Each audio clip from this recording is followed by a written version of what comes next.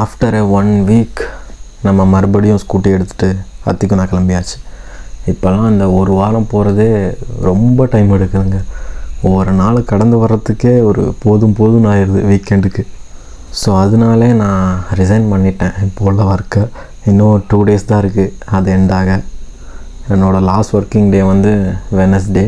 So அதுக்கப்புறம் என்ன பிளான்னு நான் நெக்ஸ்ட் வீடியோவில் சொல்கிறேன். இன்றைக்கி வந்து நம்ம அத்திக்குணா தான் வந்திருக்கோம். அத்திக்குணா வந்து ஒன் ஆஃப் த ஃபேவரட் பிளேஸ்னு எனக்கு சொல்லலாம். ஏன்னா நான் உப்பட்டி எம்எஸ்எஸில் தான் படித்தேன். அப்போ படிச்சுட்டு இருக்கும்போது என்ன ஸ்போர்ட்ஸுக்கெல்லாம் நாங்கள் அத்திக்குணா கிரவுண்டு தான் வருவோம். ஸ்போர்ட்ஸ் டே அந்த மாதிரி டைம்லாம் இங்கே தான் கூட்டிகிட்டு வருவாங்க.